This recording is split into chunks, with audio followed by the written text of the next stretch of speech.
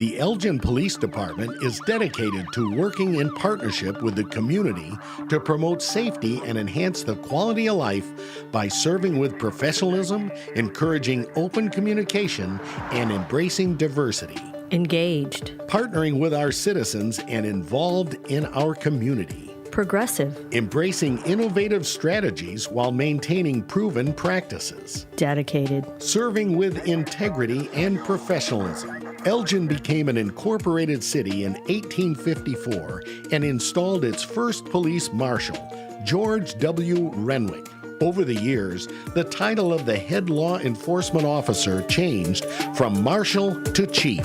And although the role has expanded, one duty has remained consistent: to ensure law and order for the citizens of Elgin. It's time now for Fridays with the Finest, featuring Elgin's current police chief, Anna Lally, on Elgin's hometown radio station since 1949, WRMN AM 1410 and 96.7 FM. Hey, and good morning. Welcome to the Fridays with the Finest, which is each and every Friday. They don't get no finer than Chief Anna Lally. We are welcoming her, and she's got a guest, Blake Stebbins. So good morning, Chief. How are you? Good. How are you? I'm doing wonderful. Thank you. Good. So we missed you last week. You were, yeah. So we had a full house last week. So we had, people. My daughter had her baby. Congratulations. Thank you very much. Congratulations. Nina Ray. Congratulations. So thank you. Okay, I guess we'll let you miss the show for that. For we'll one. allow that. But yeah, so good morning, Elgin. So I have a guest with me today, Blake Stebbins. He is one of our animal control officers, and I asked him to come on the show to talk everything about himself, what he does. Again, it's very important to me that people in the community see all the members of the Elgin Police Department. Quite often, obviously the police officers are very front and center, and it's very good for people to see the great men and women that do things behind the scenes quietly and that make up the organization. So I asked him to come on, but before we talk everything Blake, I just want to mention a couple things. So first, we had our Autism Hero event last Saturday. It was a packed house once again, the 6th annual. Thank you to Tamika, the Autism Hero Project. Thank you to everyone in the department. That it takes a lot of people to put that event together. That night, so Friday that we had him on the radio show, and then that night, Friday night, myself, Commander Lencioni, Commander Holmes, and Detective Benavides, we went down to Chicago to support Tamika they were in the Hispanic Latino Film Festival. So there's a documentary that they did, a short film about autism and how it impacts a community. So her filmographer who does that, his name is Ashley. We went down there, and watched the film and supported her. And then Saturday morning, we were right back at it with our event. Thank you to the Elgin community and beyond for coming out, supporting us, being part of it. It's important that as much as we push out information to people and host these events, it's important that people do show up. And then they tell us, hey, I like this, I don't like this. Next year, could you do this? So we appreciate that feedback. And once again, a great event. So planning for the 7th annual Heroes Unite will probably start. Tamika, she leaves us, she lets us be. I don't want to say leave alone. She lets us be for a couple months, and then it's on, right? So, because planning for these events take a long time. So, congratulations again to the Autism Hero Project, and for everything that you do to support the autistic community, for education, for making sure that people feel included, and it's a great environment. And you've got that neat wrapped vehicle as well. We do. So, first interactive vehicle. So if a person, needs to communicate and they're nonverbal, they can point to pictures, to numbers. There it is. So the first, we don't know of any other agency that has done that. Again, that came from Tamika working with Detective Benavides, Officer Robbie Soberano, who's been on the show a couple times talking about his story and his son and, the personal impact of being a parent of a child who is autistic and the challenges that come with that. So, it's these things don't happen, in a vacuum. It takes a good group of committed people who, really want to do something to make the world a better place and make it better for everyone. So thank you. We were talking about you today on the morning show. about no. urine. Nah, it was good stuff. My ears weren't ringing, so it can't be bad. It was all good. Although my left ear rings all the time, so. You encourage everybody within your department, and you were involved in the community, and that's what makes really the difference. The fact that you have these different raps, and I know you've gotten some raps, by the way, and criticism about the way Well, you June wrap is these coming. vehicles. The Pride Wrap will be coming, and so Yeah. I'm prepared. But Yes. and they were complaining. Those are sponsored vehicles. So you get community buying into this and helping you put that out. Am I correct? So a majority of our vehicle wraps are through sponsorship. So our recruiting vehicle we paid for because we recruit all the time, year round. So our recruiting vehicle is something. The autism vehicle too. That is something that we incur that cost because that's something that we do to make sure that officers are engaged appropriately in any type of calls for service, and so that really does help us with our. So some of the, you do see some of our other vehicles that we have. We have a military vehicle, ovarian cancer. Erin came on the show, 6-7 months ago or something. Survivor. And told her story. And, she approached me and said, can I do this? I said, absolutely. June is coming up, Pride Month. I also want to mention this is National Military Month that started today. So National Military Appreciation Month. So thank you to all the members of the military for your service, for your dedication, for your sacrifices. A lot of times too, when you ask people sometimes who have been in the military, so my brother and sister were both in the Marine Corps.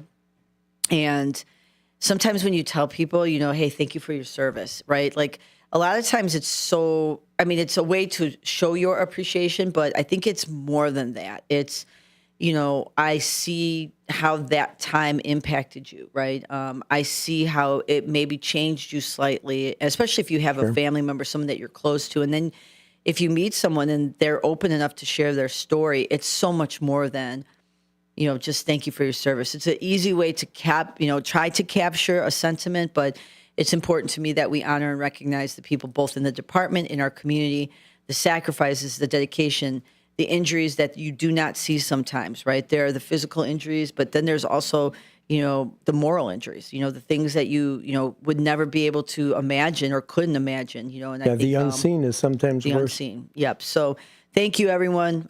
We truly appreciate everyone for what they do. So one other thing I want to hit on real quick, State's Attorney Jamie Mosser released a press release last night. We've shared it on our social media. Basically, she wrapped up all the incidents that happened on December 6th on Maple Avenue. So it's a long press release, but in summary, the state's attorney decided, she's still looking into a case that in which a undocumented individual is being pursued by federal agents. So she's going to be doing some further research on that. She does talk about how she's unable to charge any federal agents who used force, and she talks about the federal law and supremacy clause of the U.S. Constitution that guides that decision. And most importantly, she does mention too also that no member of the Elgin Police Department violated any federal law, state law, the Trust Act, or anything like that. And also talks about some of the things that we're trying to do with the Trust Act. So I had her on the show with me, a couple months ago talking about that. So. And her follow-up is awesome. The fact that she stayed on it. Yes. And the people need to really read through that because there's a lot of things stuff that in there. Her hands are tied, if you could believe it. A state's attorney is not able to do certain things. These are the guidelines. She has no choice. And I think, State's Attorney Mosser, she is one of the best. And I think the best thing about her, and I truly appreciate, is that we have these conversations about this happened. We have this Trust Act, but we have to be smarter. We have to think, can we change it? Can we modify it so that this kind of stuff doesn't happen again? So it's not just here's what it is and sorry. It's we see this, we understand this, but we're trying. We're thinking, so I wanted to mention that it's a very lengthy press release. So if you are interested in that, we also will be pushing out some videos on our Transparency Hub over the next couple of weeks. So that's where we're at. And so, I talked for a chunk of time here, so cut some of your time for you, Blake, but nonetheless. Okay, so Blake, introduce yourself. Who are you? How long you've been at the Elgin Police Department? Where did you come from? What did you do before you became, an animal control officer? All the good stuff. Yeah, so my name is Blake Stubbins. I'm with the Elgin Police Animal Control. I've been here for going on 7 years in August. Prior to this position, I went to school for animal ecology with a focus in wildlife. Also worked at a couple small zoo facilities in the area as a zookeeper over there. Which is so interesting, right? Because wasn't there a movie like with Matt Damon? There were zookeepers, right? Yeah, there was a movie. Yeah. I know what So, you're talking like, about. people think, well, what does what does a zookeeper do? Like, describe that. So it was anywhere between, cleaning up the stalls to monitoring medical. So we would be administering medications to them, obviously feeding them special diets, prepping that diet, and educating the public. So when people came in, you're educating them on the different species and the benefits that they have to the ecology of the world. Yeah, which is very interesting, right? So people come from very different backgrounds. Yeah. So you got hired in I got hired in August of 2019. 2019. So you've been here about, what is that, 8 years, 7, 8 years? Yeah, going on 7. Yep. So I want to mention before Blake kind of talks about his day-to-day as an animal control officer. So the Elgin Police Department has 2 full-time animal control officers. It's him and Matt Cizelzik. Matt has been on the show with Blake. They part of what they do is, we get a lot of calls, animal stuff, and that really sometimes dog calls, animal calls, wild animal. That sometimes really is upsetting to community members. They don't have the right information, or there's things that we can or cannot do. So, but before he kind of gets into that, I also want to mention that. So, and I joke with Blake all the time, but it's really not a joke. I get more compliments from the community about Blake.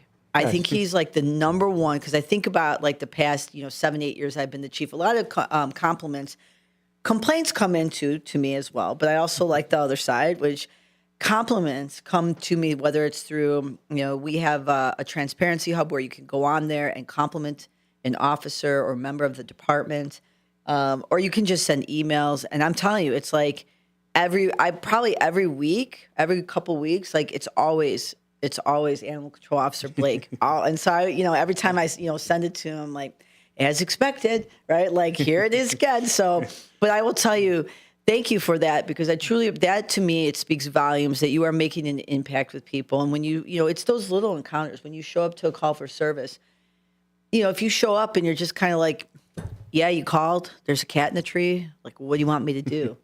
Right? Like, I mean, seriously, because, you're like, tell the cat to come down. What do you want us to do? But you approach those calls for service, every single one, no matter how big they are, how small they are, with empathy, with respect, and it transcends through the community. So if you haven't met Blake, one day you're going to meet him, and you're going to be like, now I see why he gets compliments, right? And animal control is more than just a domestic animal. Yes, if there's a raccoon, if there's a possum, if there's God knows what in the area, you respond to that. So let's talk about that. So let's talk first about wild animals. This is good education for the community. What can we do and what can we not do? So we only get involved with wildlife if they're actively attacking or in need of medical intervention. So we don't respond to calls where it's maybe a raccoon in the attic, but let's say a raccoon's in your living room and now you can't go into your house because of that animal. We'll come in, we'll remove it. We've also been seeing a lot of distemper, unfortunately, within our raccoons and skunks. That's something that we try to go out and take care of, because if we don't remove that animal from the environment, it's just going to keep spreading. It's going to spread to our coyotes, our foxes. So we want to prevent that as much as we can as well. So we do. Like, what are the signs of that too? Like, if I'm a community member, I walk out of my house and I see this, animal that's like, give us some like descriptions. So with distemper, what you're going to see is more of, the best way to describe it is if they're drunk. So they're going to walk around, they're going to stumble, they're going to walk in circles. Kind of in the farther stages, you're going to start seeing seizures. So the head's going to kind of do a twitching motion, almost like they're smelling the air. Those are good signs. Another sign is sometimes they just don't move. If it's later in the process of that disease, they're just going to lay there. I've seen folks, and I don't recommend this, but I've seen people say that. Thank you. Yes. I was like, I've seen people pick them right up, and the animal doesn't even know they're being held by a person at that point. But they could also get aggressive, because if they're startled, they're going to defend themselves. Correct? So, even in that state, or no? So we don't see it too much in the distemper, because they're so affected by this disease. They start at one point. They're going to stop eating, drinking. Okay. They don't know what their prey is anymore. Prey, or predators. But so I mean, You might see some aggressive with them, especially if it's earlier in the stages. But typically they're more out of it is the best way. And of saying it. that's a good thing too. Like just for the community, what you said, like you do not recommend. If there's something like that, don't touch the animal. Yeah, call, don't approach. Call us, and then we'll see what we can do. What other type of calls for wild animals that we can't or don't do anything? So again, in cases where the animal is just living its life and maybe somebody doesn't want that raccoon in their front yard or that skunk around their deck. Unfortunately, we do not remove those animals. The homeowner is responsible for contacting a wildlife removal service if they want to remove those animals. Now, I will say once you take an animal out of its environment or out of its territory, typically another animal is going to move in. So it's possible that it's just going to be a revolving door at that point. That's interesting. Yeah. So that's just something to keep in mind if you're going to be contacting these companies because they do. Because a lot of people do think that, well, okay, I'll catch them, they'll trap them, and then bring them 4 or 5 miles away. But evidently they're marking that area like this is mine. So now that they're gone, someone else is going to move in. Right, because you're opening up that that's smart. territory I would have never for thought that. another individual or another interesting. youngster. So what about what are the top 3 calls that you get? What are they, and how do you guys handle them? And what are some things that the community should know?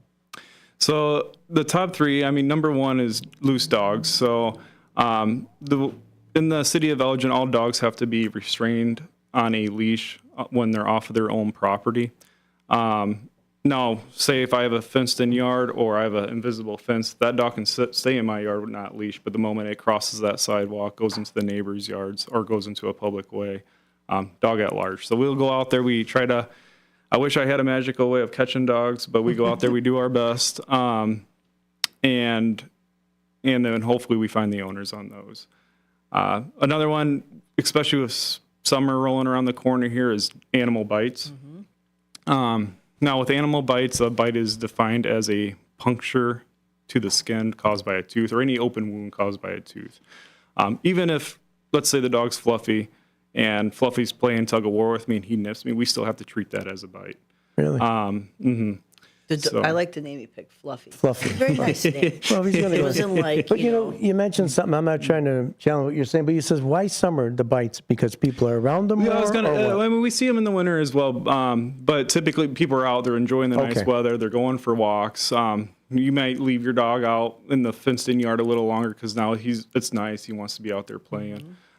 So you just see a lot more interactions in those terms of everyone just kind of being out and about and enjoying. Yeah, I was curious because like with wild animals, they have that mating season, which is spring. We kind of just passed it, correct? Yeah, we're still seeing a lot of babies. We're seeing our baby ducks, geese. We had some baby geese calls, Yeah. and birds are around the corner as well. So we're starting to see a lot of these babies this time of year. and what's the third one? Third one, right now, again, a lot of animal calls, or wildlife calls, I should say. Barking, we'll go with. So, again, with summer being around the corner, as I mentioned, dogs being left outside. The way it's defined in the city is any reasonable person that is disturbed by the barking. Now, we understand dogs have to go out, they need to use the restrooms, but if you leave your dog outside for more than 10 minutes or so and it's continuously barking. At 3 a.m. Yeah, 3 a.m. Then there's no time restriction on Right. that, so it can be noon, it can be Yep. 3 a.m. A lot of people now are working from home, so we get those calls a lot where somebody's trying to do their work and the neighbor's dog's outside barking, it's interfering with that. So it is under the disturbing the peace ordinance under the animal ordinance, I should say. So just be mindful of how long your dog's out there. If it's barking, bring him back in for a bit. Let him rest inside, and then you can let him back out. Just don't leave him out there barking. So what is and that's all good information because I think sometimes people, you have to have your dog on a leash if you leave your property. You can get a citation if the dog is barking. Most of the time we're going to go out there, have a conversation with the person, be like, hey, can you take your dog inside? It's bothering the neighbors. And a lot of times, those little minor infractions, especially if the neighbors don't get along to begin with, right, it becomes more of an irritant. So we try to mediate that and remedy it where, people were giving education and it's solving the problem. But So what's the favorite thing that you like about your job? What's your favorite part of your job? I mean, it's interacting with the great citizens of the city as well as, I mean, helping animals as well. It's always rewarding being able to get that dog back to their owner or get that animal back to their owner and seeing the relief on the owner's faces. That's always super rewarding. And being able to help the voiceless in a sense. So maybe animals in bad situations, it's always rewarding being able to say, hey, we were able to help that animal and now it's been adopted out to a good family. So. Have you ever had a dog that was a loose dog? You capture it, you catch it, whatever you want to call it. You bring it to the station, because what we'll do a lot of times, we'll bring it to the station, we'll wand it to see if they have a chip, right? So talk about that too. Do pet owners have to have that? So you don't have to have a microchip, but you do have to have tags on your dog's collar. One of those tags would be the rabies tag, so make sure you're putting that rabies tag, 'cause all animals or domesticated animals have to have their rabies vaccinations within the city limits. And that's a county thing as well. It's correct? a county thing, correct, yep. So make sure that tag is on your dog's collar or cat. Now, when it comes to microchips, we do have microchip scanners. We'll scan dogs before they go over to Golf Rose, which is who we contract with. The most important thing about microchips is just making sure that you keep up with it. You get a new phone number, you should update that microchip. You move across town, you should update that microchip. 'Cause a lot of times we'll see these microchips, and it's great that you have them. But if the information's old or we don't have a valid phone number, then it's hard to get that animal back to you.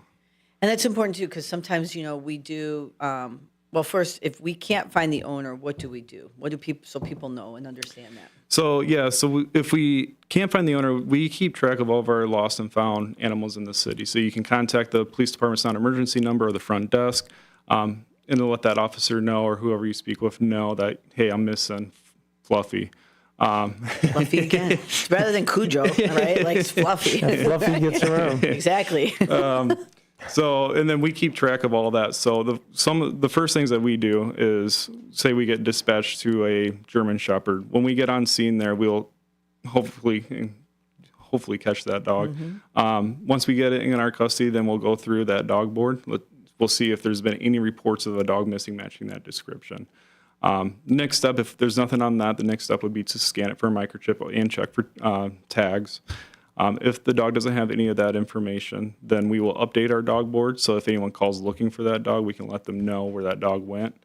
And then we take them over to Golf Rose Animal Shelter. Now at Golf Rose, they hold the animal for 7 business days. And if no owner comes forward, then they work with rescues that will come in and adopt those, or it'll be sent to a rescue, and then they will put them up for adoption. Have you ever brought a dog in and you're like, oh, I like this dog. I'd like to take this home. Oh, all the time. I was going to say, Yeah, you're an animal lover. Yeah.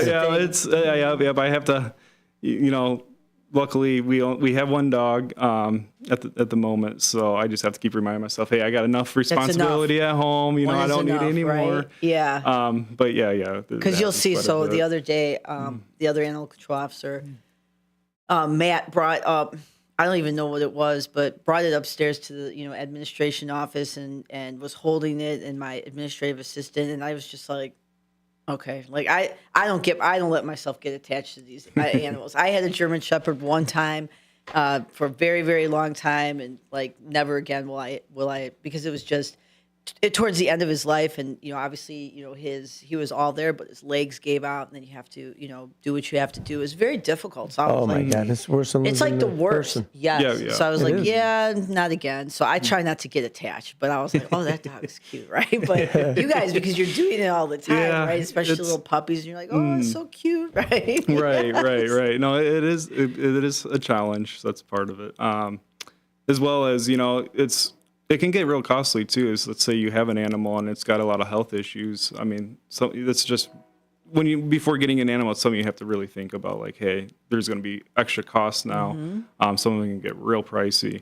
And it's a responsibility. And it's a responsibility. You're looking after somebody. And I think also, besides the day-to-day calls that Blake goes to, the nuisance calls, all these things that are just every day, there's also instances in when they are investigating some really serious animal abuse cases. And, what he had mentioned earlier about being a voice for a animal. Yeah, They can't voiceless talk. animal. They can't. Right. So and we have had some pretty horrendous animal abuse cases, that I can recall that are just very disturbing, very unfortunate. So that has to also take a toll on you when you are such an animal lover and you see this. What are your thoughts about that? Yeah. I mean, it's certainly a challenge. Certainly a challenge, and it's unfortunate. The biggest thing to help try to prevent that is just education. And those cases are always a challenge for both me and Matt to see animals in those situations, especially because we always have a sense that, hey, we want to help these animals, and Sure. sometimes we can't do anything until it gets too You'd far. like to do to the abuser what they're doing to their poor pet or animal. I mean, that's Well, I don't think he's heinous, going to some of say the that. That's We me ain't saying that. We just would like to see justice what I'm for saying. the Right, animal. right, We'll say exactly, that. Yes, exactly, yes, right. yes. Hey, how does someone call you? Do they call 911 if they have a need for your for animal So control? it depends on the urgency. So let's say it's a loose dog in the neighborhood. He's not chasing anybody, acting aggressive, just kind of hanging out. I would recommend contacting the non-emergency number at that point just to help keep those 911 lines open. But it really just depends on the urgency. But yeah, call the non-emergency phone number. Because if you call, we get a lot of times we get people that call our direct line, which is great. But if we're not at our desks or if we're out on the street or tied up on something else, we may not get those for several hours. You have a dispatch number listed, 847-289-2700. Is that what you recommend? That's correct, yeah. All right, so if you're listening, 847-289-2700. That's for something that, could be managed easily. If it's a problem, if it's an aggressive animal doing whatever, wildlife or domestic, then you call 911, right, Chief? Yeah, and you can also contact, via email if there's something Yep. that's not pressing. If you want to give out your email address. Yeah. So my email is blake.stebbins, it's STEBBINS, at elginil.gov. I'm sorry. Yes, I know. I got to get used to it too. So what? And we have a couple minutes here. So real quickly, why did you want to get into this line of work? Because I find it very interesting that what made you decide to come and do this work? What was it growing up, or was it something, or why did you go into animal care?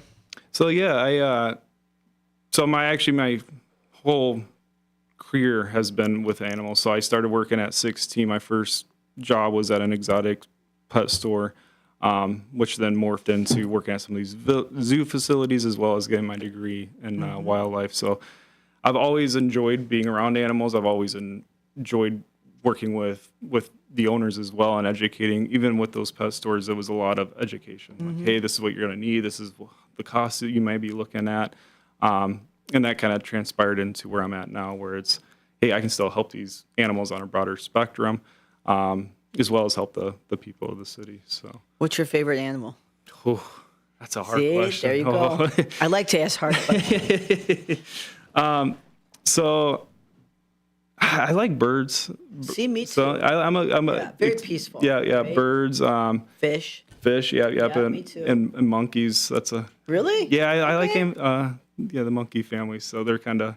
I like to go to the Shut Aquarium, right? You walk in Oh, there, yeah. and it's very, you walk in, you see that huge aquarium. It's just very peaceful and just beautiful fish, and birds are very peaceful too, right? They just And kind of that's why they're selected at a doctor's office. A lot of times you'll see the aquarium Yeah. because it does it. It kind of Calms you calms you, down. and calms lets people you down. relax. It's peaceful, yes. Yeah. So, all right, well, we have like 1 minute left, I know. So is anyone you want to say hello to, give shout outs to? I always ask because when people get on the show, you didn't say hello to me. Is there anyone that you need to?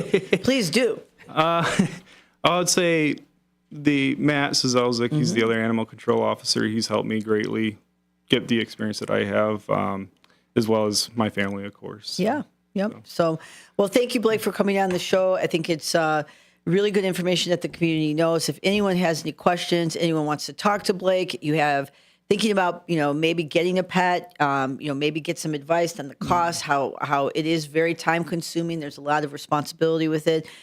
Any question, please feel free to contact us, email him, and I appreciate everything you do for the city of Elgin, for the police department, Blake. You are one of the good ones for sure. So there's no doubt that the contact that you've had with the community has made an impact. So thank you for that. Well, I appreciate it. Thank Blake, you. thanks for being on the show, and I think really the people of Elgin should be pleased that you're one of the gentlemen that service them for animal control. So that does it for another episode, Fridays with the Finest. Chief Anna Lally and our special guest, Blake Stebbins from Animal Control. Thank you, everyone. very Have a much. good weekend.